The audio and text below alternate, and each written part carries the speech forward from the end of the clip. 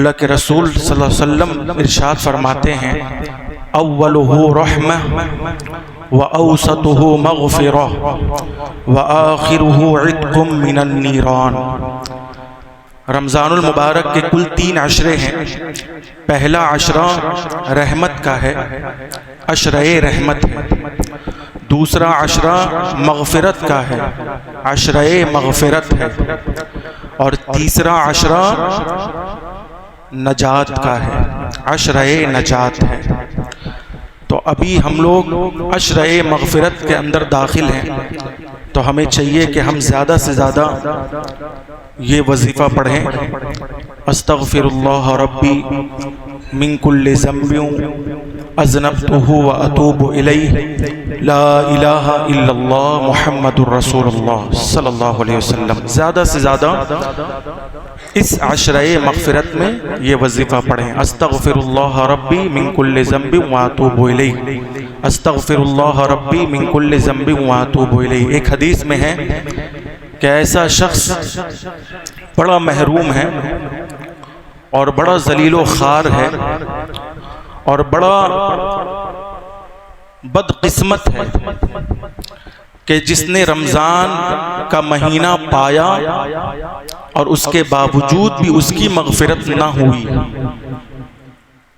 اس لیے ہمیں چاہیے کہ زیادہ سے زیادہ رمضان کے مہینے میں اللہ کے حضور اپنے گناہوں کی مغفرت چاہیں، اپنے گناہوں کی بخشش چاہیں۔ قرآن مقدس اللہ پاک کا ارشاد ہے وَأَقِيمُوا الصَّلَاةَ وَآتُوا الزَّكَاةَ، نماز قائم کرو اور زکوٰۃ ادا کرو۔ بنی الاسلام علی 5، اسلام کی کل 5 بنیادیں ہیں، جن میں سے کوئی ایک بنیاد کے سلسلے میں اگر کمزوری ثابت ہوئی تو گویا اسلام میں مکمل داخلہ نہیں ہے، ادھورا ہے۔ اسلام کی کل 5 بنیادیں ہیں۔ پہلی بنیاد کلمہ توحید و شہادت، اشہد ان لا الہ الا اللہ واشہد ان محمد رسول اللہ، یہ پہلی بنیاد۔ دوسری بنیاد نماز قائم کرنا۔ تیسری بنیاد رمضان المبارک کا روزہ رکھنا۔ چوتھی بنیاد اللہ نے اگر آپ کو مال عطا فرمایا ہے تو پھر اللہ کی راہ میں زکوٰۃ ادا کرنا۔ اور 5ویں بنیاد اگر آپ صاحب حیثیت ہیں تو اللہ کی رضا کے لیے حج پر جانا، حج کرنا۔ یہ 5 بنیادیں ہیں۔ ان 5 بنیادوں میں سے ایک بنیاد کا نام زکوٰۃ ہے۔ کیا ہے؟ ہاں، تو آج زکوٰۃ کے سلسلے میں آپ سماعت فرما لیں۔ دیکھیے زکوٰۃ یہ اسلامی 5 بنیادوں میں سے ایک بنیاد ہے، اور قرآن مقدس میں اللہ پاک نے نماز کے ساتھ ساتھ زکوٰۃ کا حکم ارشاد فرمایا۔ نماز تمام عبادتوں میں بہتر افضل ہے، اور اس افضل عبادت کے ساتھ اللہ نے زکوٰۃ کا حکم ارشاد فرمایا۔ بلکہ کاؤنٹنگ کے مطابق قرآن مقدس میں اللہ پاک نے نماز کے بارے میں کل 82 بار ارشاد فرمایا۔ کتنی بار بولیے؟ ہاں، کاؤنٹنگ کے مطابق اقیموا الصلاۃ، اقیموا الصلاۃ، اقیموا الصلاۃ، اقیموا الصلاۃ، بندو نماز قائم کرو، بندو نماز قائم کرو، 82 بار، ٹھیک ہے۔ اور اس 82 بار مطلب اقیم الصلاۃ کا حکم ارشاد فرمایا، اور ساتھ ہی کاؤنٹنگ کے مطابق 32 ٹائمز یعنی 32 مرتبہ اقیم الصلاۃ کے ساتھ 32 مرتبہ آتوا الزکاۃ ارشاد فرمایا، اور فرمایا بندو نماز قائم کرو اور زکوٰۃ ادا کرو۔ سوال یہ ہے کہ اللہ پاک نے نماز کے ساتھ زکوٰۃ کو حکم کیوں دیا؟ اور زکوٰۃ کے ساتھ نماز کا حکم کیوں دیا؟ تو سنیں، اس میں اشارہ ہے. اشارہ یہ ہے کہ ایسا ہو ہی نہیں سکتا کہ بندہ خشوع خضوع کے ساتھ نماز پڑھے اور نماز کے تمام شرائط و آداب کے ساتھ نماز ادا کرے اور ہر برائی سے رکے اور پھر اللہ اسے نوازے نہیں. واللہ بتا رہے ہیں، میرا ایمان ہے، میرا عقیدہ ہے، میں خود نہیں بول رہا ہوں، میں قرآن بول رہا ہوں، میں رب کا فرمان بول رہا ہوں کہ ایسا ہو ہی نہیں سکتا کہ بندہ نماز کی پابندی کرے، نماز خشوع خضوع کے ساتھ ادا کرے اور نماز کو نماز کے تمام آداب و شرائط کے ساتھ بجا لائے اور اللہ سے روئے گڑ گڑائے مانگے تو اللہ اسے عطا نہ کرے. ایسا نہیں ہو سکتا. تو جب ایسا نہیں ہو سکتا تو ایسا بھی نہیں ہو سکتا کہ جو عمری نمازی ہو، پوری عمر نماز پڑھتا ہو اور شرائط و آداب کے ساتھ نماز پڑھتا ہو اور پھر وہ مالدار نہ ہو. اس لیے اللہ نے اشارہ دیا کہ اگر تمہیں مالک نصاب بننا ہے اور نصاب تک اپنے مال کو پہنچانا ہے اور تم زکوٰۃ دینے کے قابل ہونا چاہتے ہو، زکوٰۃ نکالنے کے قابل ہونا چاہتے ہو، تم شریعت کی نظر میں امیر بننا چاہتے ہو تو تم نماز پڑھو اور بالکل خشوع خضوع کے ساتھ پڑھو. یہ ایمان ہے ہمارا، قرآن ہے. میں اپنی طرف سے ایک بات نہیں، اقیموا الصلاۃ وآتوا الزکاۃ، نماز پڑھو اور پھر زکوٰۃ ادا کرو. ایک بات تو ہو گئی. تو نماز اگر آپ پڑھتے ہیں، ڈھنگ سے پڑھتے ہیں، اچھے سے پڑھتے ہیں، ہر برائی سے رکتے ہیں اور اللہ سے مانگتے ہیں تو اللہ آپ کو عطا کرتا ہے. اور جب اللہ نے آپ کو عطا کیا ہے تو اس میں غریبوں کا بھی حق ہے. جب اللہ نے آپ کو عطا کیا ہے تو اس میں پڑوسیوں کا بھی حق ہے. جب اللہ نے آپ کو عطا کیا ہے تو اس میں آپ کے بال بچوں اور بیوی کا بھی حق ہے. جب اللہ نے آپ کو عطا کیا ہے تو اس میں آپ کے بھائیوں کا بھی حق ہے. جب اللہ نے آپ کو عطا کیا ہے تو اس میں بہنوں کا بھی حق ہے. اور اسلام کی خوبصورتی زکوٰۃ ہے. زکوٰۃ کا سسٹم اسی لیے رکھا گیا کہ تاکہ مسلم سماج، مسلم سوسائٹی سے غریبی دور ہو. مگر ابھی ہوتا یہ ہے کہ زکوٰۃ کا مال جہاں پہنچنا ہے وہاں پہنچ نہیں پا رہا ہے، جس کی وجہ سے مسلم سوسائٹی کی غربت دور ہی نہیں ہوتی. غریبی دور ہونے کے بجائے غریب ہی دور ہو جا رہے ہیں.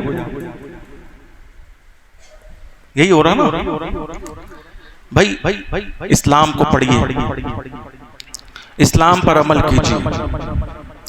دیندار ہیں تو دین میں مکمل داخل ہو جائیں. کسی اعتبار سے بھی نہ محسوس ہو کہ آپ دیندار نہیں ہیں، آپ مسلمان نہیں، آپ مومن نہیں.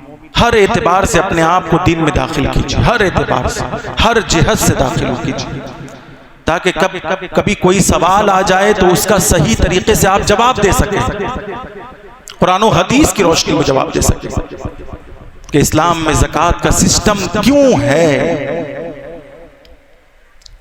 تو اسلام میں زکوٰۃ کا سسٹم مسلم سماج سے غریبی کو دور کرنے کے لیے. اب آئیے، زکوٰۃ کس پر فرض ہے؟ ہر خوش نصیب پر زکوٰۃ فرض بولیے نہیں ہوتی. زکوٰۃ اسی پر فرض ہے جس کے پاس 52.5 تولہ چاندی یا 7.5 تولہ سونا یا اسی کی مقدار میں اس کے پاس نقدی پیسے ہوں، کیش میں ہوں یا بینک میں ہوں، یا اسی کی مقدار اس کے پاس مال تجارت ہو، تو پھر اس کے اوپر زکوٰۃ فرض ہے۔ مؤذن صاحب ایکو بند کر دیجئے، تقریر کے لیے ایکو نہیں ہے۔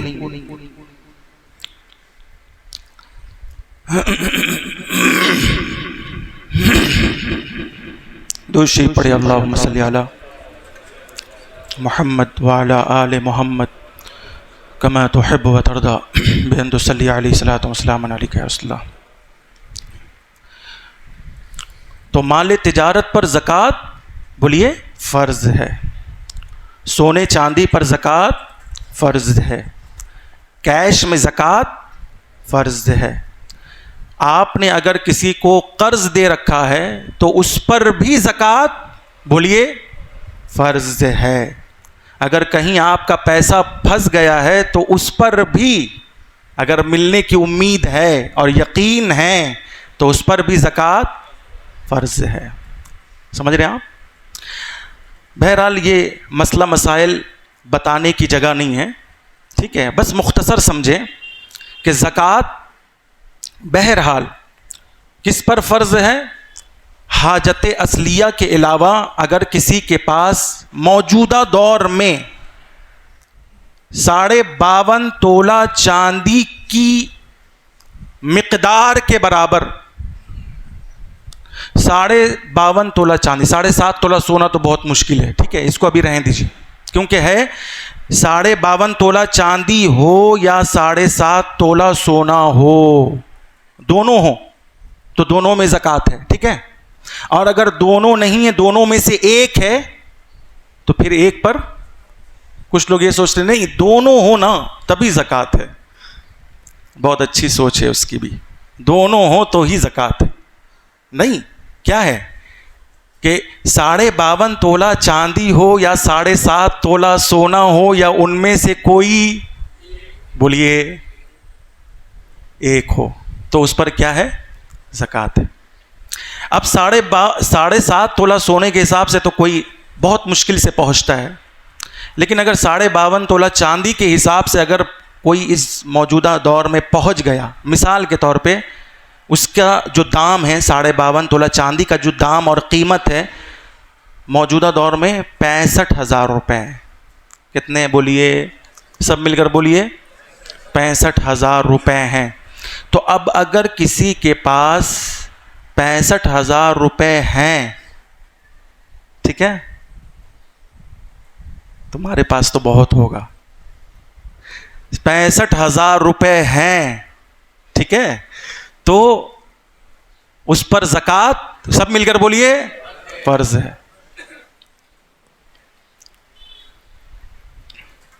تو اس پر زکوٰۃ فرض ہے 65,000 روپے، ٹھیک ہے۔ تو زکوٰۃ ایمانداری کے ساتھ نکالیے۔ واللہ میں بتا رہا ہوں بھائی، قرآن اور حدیث اور دین سے دور ہونے کی وجہ سے لوگوں کو تجربہ بھی نہیں ہے، تجربہ نہیں ہے، میں بتا دے رہا ہوں۔ ہم لوگ قرآن کے قریب ہیں، ہم لوگ حدیث کے قریب ہیں، ہم لوگ دین و شریعت کے قریب ہیں، ہم لوگوں کو تجربہ ہے کہ ہر سال زکوٰۃ نکالیے، ہر سال اللہ مال میں اضافہ فرمائے گا، ہر سال نکالیے آپ، ہر سال بڑھتا چلا جائے گا۔ اور زکوٰۃ نکالنے والا بھی پاک ہو جاتا ہے، اس کا مال بھی صاف ہو جاتا ہے، سبحان اللہ، الحمدللہ، اس کا مال آگ سے محفوظ ہو جاتا ہے، اس کا مال چوری سے محفوظ ہو جاتا ہے، اس کا مال ڈکیتی سے بولیے محفوظ ہو جاتا ہے۔ یہ اسلام ہے، اسلام۔ آپ زکوٰۃ نکال کر گویا اپنے مال کو پاک کر رہے ہیں، اور اللہ نے اسی کا حکم دیا ہے کہ اپنے مال کو پاک کیا کرو، اور مال کی پاکی یہی ہے کہ اگر مال سے زکوٰۃ نکالو گے تو ہر سال مال بڑھتا چلا جائے گا. ایسا ہو ہی نہیں سکتا ہے کہ کوئی زکوٰۃ نکالے اور اس کے مال میں اضافہ نہ ہو, اور دن بدن اور ہر سال, پہلے سال تو اس نے کوشش کی اللہ اس کے رسول کی رضا کے لیے 1000 روپیہ نکالنے کی, لیکن دوسرے سال اللہ نے اس کے مال میں اتنی برکت دی, اتنی برکت دی, اتنی برکت دی کہ 1000 کیا, اب دوسرے سال میں لکھ لیجئے 10,000. آپ کر کے دیکھیے, غریب نہیں رہیے گا. یہ دو چیزیں ایسی ہیں نا, دیکھیے مالی عبادت اس لیے ہے کہ تاکہ مال میں برکت ہو. واللہ بتا رہے ہیں, مالی عبادت اس لیے ہے کہ مال میں برکت ہو. کوئی حج پر جائے اور ایسا ہو ہی نہیں سکتا کہ اس کے مال میں برکت نہ ہو. کوئی عمرہ پہ عمرہ جائے اور ایسا ہو ہی نہیں سکتا کہ اس کے مال میں برکت نہ ہو, کیونکہ حج مالی عبادت ہے, زکوٰۃ مالی عبادت ہے, اور کوئی مالی عبادت اللہ اس کے رسول کے لیے ادا کرے ایسا نہیں ہو سکتا کہ اس کے مال میں برکت نہ ہو. اس لیے آپ اس کو تجربہ میں لائیے, آپ اس کو مشاہدہ میں لا کر دیکھیے, آپ ایک بار ایکسپیرینس کیجئے, تجربہ کیجئے کہ زکوٰۃ نکالیے اور دل سے نکالیے اور خوش ہو کر نکالیے, خوش دلی کے ساتھ نکالیے. لیکن زکوٰۃ نکالتے وقت سب سے پہلے اپنے گھر والوں میں دیکھیے. میں مسئلہ نہیں بتا رہا ہوں, میں صرف سمجھا رہا ہوں, اشارہ کر رہا ہوں, چونکہ وقت مسئلہ مسائل کا نہیں ہے. زکوٰۃ نکالتے وقت اپنے گھر والوں میں پہلے دیکھنے کا حکم ہے کہ نہیں ہے؟ بولیے. یہ تو آپ لوگ بھی جانتے ہیں, یہ کوئی نئی بات تو ہے ہی نہیں. زکوٰۃ نکالتے وقت پہلے حکم ہے کہ اپنے گھر والوں میں دیکھیے کہ آپ کا بھائی اگر اس لائق ہے تو اس کو دے سکتے ہیں, بہن اس لائق ہے تو اس کو بولیے دے سکتے ہیں. ماں کو زکوٰۃ نہیں دے سکتے, نانی کو زکوٰۃ نہیں دے سکتے, نانا کو زکوٰۃ نہیں دے سکتے, دادی کو زکوٰۃ نہیں دے سکتے, دادا کو نہیں دے سکتے. لیکن اگر بھائی اور بہن, بھابھی, سمجھ رہے, اور اگر چچیرا بھائی ہے, ممیرا, خلیرا, پھپھیرا, سوتیلا, تو رشتہ داروں میں دیکھیے, تلاش کیجئے کہ وہ حقدار ہے یا نہیں. اگر وہ حقدار ہے تو اس کو کیسے دیجیے گا؟ آپ بول کر دیجیے گا؟ نہیں. آپ اگر دیتے وقت نیت کر لیجیے گا تو آپ کی زکوٰۃ ادا ہو جائے گی. کیونکہ اگر بول کر دیجیے گا تو اس کو برا لگے گا اور ہو سکتا ہے وہ نہ لے. ٹھیک ہے نا, ہو سکتا ہے وہ نہ لے. تو اپنوں میں دیکھیے پہلے. اب اپنوں میں پہلے دیکھنے کا مطلب ہی ہے کہ اپنوں کے ساتھ رشتہ داری نبھ جاتی ہے اور اپنوں کا حق بھی ادا ہو جاتا ہے. تو اپنوں میں پہلے دیکھنے کا حکم. اس کے بعد آپ پڑوسیوں میں دیکھیے, محلوں میں دیکھ لیجئے, محلوں میں بھی دیکھ لیجئے. اپنے علاقے کو چھوڑ کے دوسرے علاقے میں آپ دیں گے تو اپنا علاقہ تو محروم ہو رہا ہے نا. اپنے علاقے میں دیکھ لیجئے. آواز نہیں آ رہی ہے؟ اچھا ٹھیک ہے, چالو کر دیجیے.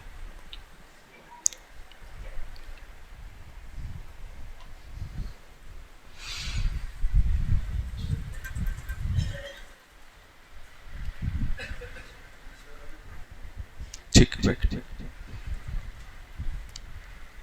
تو زکوٰۃ جب اپنے رشتہ داروں میں, گھروں میں, محلوں میں, علاقوں میں دے کر جب فارغ ہو جائیے تو ایک نظر اٹھائیے. اب دیکھ کتنے لوگ سمجھ رہے ہیں. ایک نظر اٹھائیے. کس کی طرف اٹھائیے؟ مدرسہ کی طرف. واللہ بتا رہے ہیں کہ جس علاقے میں مدرسہ نہیں ہے وہ علاقہ برباد ہو گیا. تباہ ہو گیا، گمراہ ہو گیا۔ آپ دیکھیں تو مدرسہ یہ دین کا قلعہ ہے، اور آپ کا پیسہ اگر دین کی راہ میں خرچ ہو رہا ہے تو سب سے بہتر ہے۔ اس لیے مدرسے میں بھی آپ اپنی زکوٰۃ کی رقم دیجیے، اور خوشی خوشی دیجیے، اور زیادہ سے زیادہ دیجیے، تاکہ آپ کے زکوٰۃ کی رقم سے پڑھ کر کوئی عالم بن جائے، کوئی حافظ بن جائے، کوئی مفتی بن جائے، کوئی امام بن جائے۔ مگر ہوتا یہ ہے کہ لوگ مدرسے کی طرف توجہ نہیں دیتے، کہتے کہ بھائی مدرسے میں تو پڑھائی ہوتی کہاں؟ اگر مدرسے میں پڑھائی نہیں ہوتی تو ہم جیسے لوگ تیار کیسے ہوتے؟ بولیے بھائی، ہم تو بھی مدرسے کا پروڈکٹ ہے نا۔ بے شک ہوتی ہے، جہاں ہوتی وہاں دیجیے، ایسے علاقے میں دیجیے جہاں لوگ نہیں پہنچتے، جہاں لوگوں کے مال نہیں پہنچتے۔ اس لیے مدرسے کو مضبوط کرنا بہت ضروری ہے۔ دین سے جڑیے، تاکہ دین سے جب جڑ جائیں گے تو آپ کو کسی طرح کا کوئی اعتراض باقی نہیں رہے گا، کوئی شبہ باقی نہیں رہے گا، کوئی شک باقی نہیں رہے گا۔ آپ نماز پڑھ رہے ہیں، نماز پڑھیے، اور نماز میں اللہ سے روزگار مانگیے۔ کیا مانگیے؟ یہ روزگار بہت بڑی چیز ہے۔ روزی نہیں ہے تو موت ہے، روزی نہیں تو جو لوگ بے روزگار ایسے بیٹھے رہتے دن بھر، میں ایسے بچوں کو بھی سمجھاتا ہوں، ایسے نوجوانوں کو بھی سمجھاتا ہوں کہ بیٹا تم روزگار سے جڑ جاؤ، روزی روٹی بہت بڑی چیز ہے۔ روزگار نہیں رہے گا تو زکوٰۃ کہاں سے نکالو گے؟ روزگار نہیں رہے گا تو پھر جو ہے تراویح میں نذرانہ کیسے دو گے تم؟ روزگار نہیں رہے گا تو سید صاحب سے مصافحہ کیسے کرو گے؟ امام صاحب سے نذرانہ کے ساتھ مصافحہ کیسے کرو گے؟ تم تو خود بیٹھے ہوئے ہو، تمہیں تو خود ہی آسرا ہے کہ کہیں سے دو پیسہ آ جائے۔ اس لیے میرے نوجوانوں، میرے علاقے کے نوجوانوں، روزگار سے جڑ جاؤ، نماز بھی پڑھو، روزگار سے بھی جڑو، تاکہ تم بھی دینے والے بن جاؤ۔ اللہ ہم سب کی حفاظت فرمائے۔ صدق دل سے پڑھے استغفر اللہ ربی من کل ذنب اذنبتہ واتوب الیہ، لا الہ الا اللہ محمد رسول اللہ صلی اللہ علیہ وآلہ وسلم۔